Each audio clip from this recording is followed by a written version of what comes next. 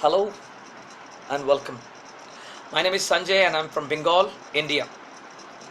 You know, the incredible India with lots of culture, lots of people, lots of different, dynamics working together. Now, what I'm here doing today is I'm going to share a small story. Okay, let's go back a couple of years. 2012, I was at the peak of my career. Okay, enjoying the best of the IT, technology, and career wise. And I was working as a department head, project head. And one fine evening, I fainted and I collapsed on the floor. I was rushed to the hospital, and after being admitted for 2 days and series of medical um, tests done on me, I was told by very elderly doctor, my son, I've got some bad news for you. And I was pretty scared, as anybody would be. And I said, sir, what is it? He said, my son, it looks like the situation's bad. And maybe you got only 12 months to 14 months of your life to live. I'm sorry. Now that was a statement which I believe changed my life.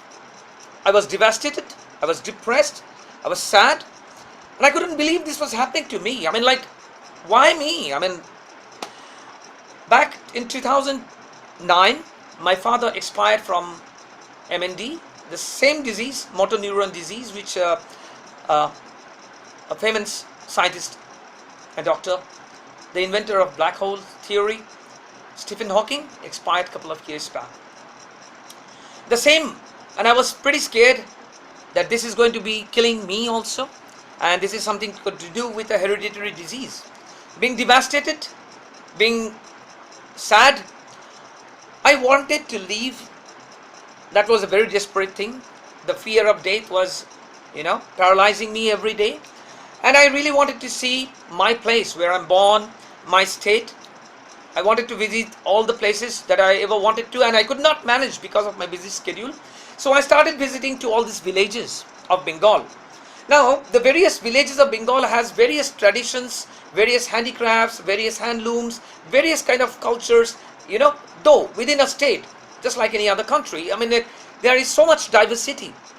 When I visited these villages, I was, I was going to these villages, I was meeting a lot of people, and what I found was these villages were below the poverty line. I mean, the poverty was so acute. There is no proper sanitation, there is no proper medical facilities, there is no proper education for the children, there is no proper food.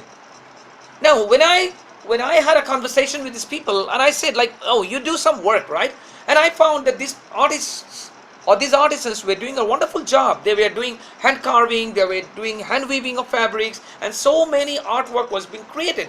But they never saw the real money, because it was always the middleman who was getting this work done, and they were being treated as laborers, not like artisans. They were like treated like laborers. They were getting this job done, and this middlemen were selling these products to the city shops or the boutiques or the government companies at a very exorbitant price. Now, when I visited these shops, I saw that exorbitant levels were given by the companies. Now, they did not do anything. Simply, they did put those dresses on the shelf. It was the artisan who has done the work. It was the artisan or the weaver who has done the hand weaving. My question to those organizations was, like, so when you can sell these products for such a high price, why do not you pay the artisan the fair wages? The question never got answered. So, in a desperate moment, I knew my end was approaching. So, I found out that the villagers were not able to get the real price of their product because they lacked the technical know-how. They did not understand the technology. The infrastructure was not there for the proper, for the technology to be supported. Like, many of the villages that I visited did not even have electricity. Now, when you don't have electricity, you cannot charge your phone, you cannot work on your laptop, or you cannot, open up a computer center. Now, these villages are so remote in the state that the infrastructure was very poor. So what I understood was, when I spoke to them, I understood that there was a technical gap. If there exists a platform where these artisans can come with their work and sell directly to the art patrons, they can get a much better price. So I wanted to leave after being dead, honestly speaking. I mean, like, I knew that after 12 months to 13 months I was going to die, so I wanted to be remembered by the people, at least, as some person who became useful. So with that notion in mind, I, in 2013, created Rangamaati Handicrafts and Handloom Private Limited. This is an organization. Now, Ranga means red, Mati means soil. Now, the places where I visited and places where these artisans were from, now the soil's color was red. So I named this organization Rangamaati to remind of these people, their problem, their needs, and their rights.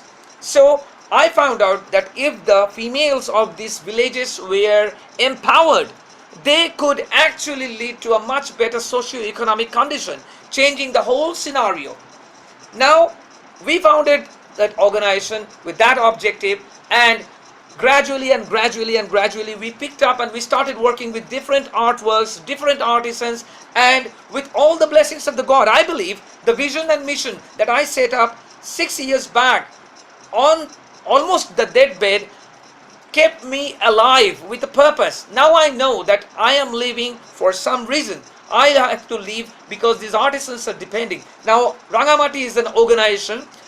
We have our website, which is rangamaati.com. I would request you, yes, I'm talking to you. Yeah, I would request you to visit that website. You can know a lot about Bengal's art, the kind of work that we are doing, the artisans, their life, the folk, the culture, and everything. So, Rangamaati has been recognized, as I would say, with all the blessings of God and your good wishes.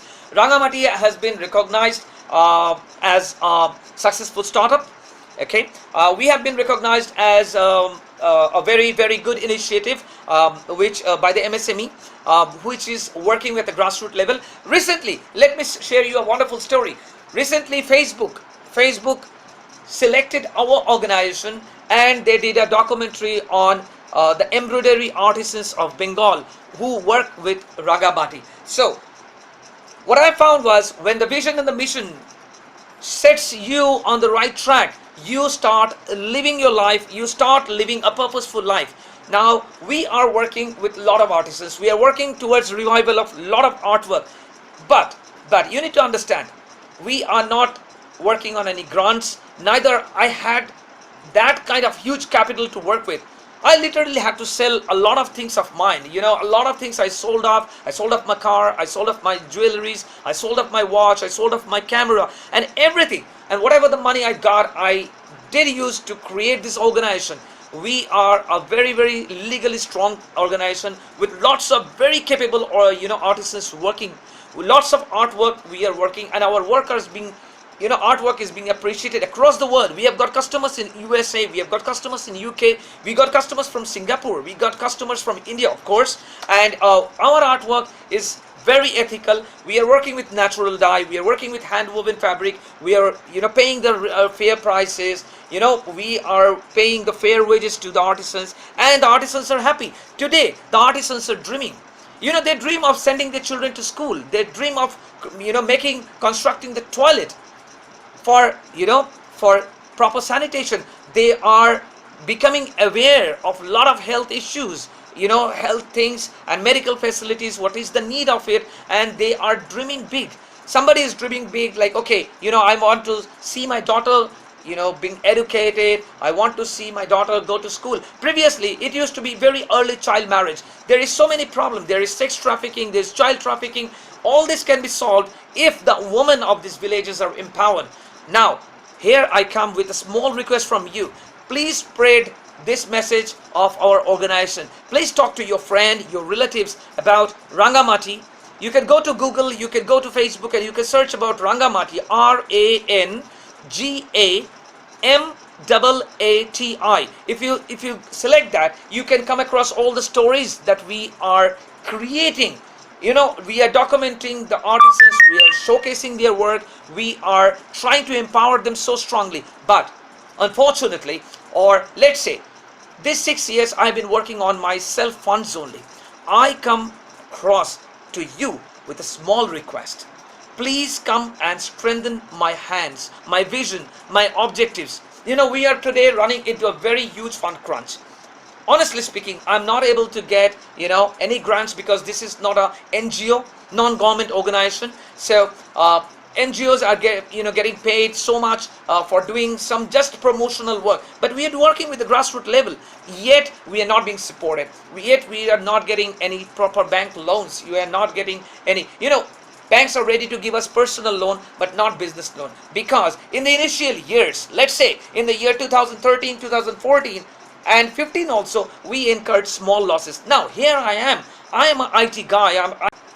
Now here I am with this experience in IT, and I am working at the grassroots level with the artisans, with the handicrafts and handloom, and the artisans. So what we are doing at Rangamaati is we are trying to empower them. We are trying to empower them so that they can take their decisions of a dignified life. So please come forward, help us with all your support. Please spread the message through your social platforms, social networks, and through Twitter, to Facebook, to Instagram. And please, we also created a crowdfunding campaign with Keto and Milap. I'll be sharing the links with you shortly, and you can go ahead and provide your feedback, your donation, and your sharing would really help. So I look forward to you with all the expectations of strengthening our project. And let me thank you for your time today. With all the best wishes, take care and have a wonderful life ahead.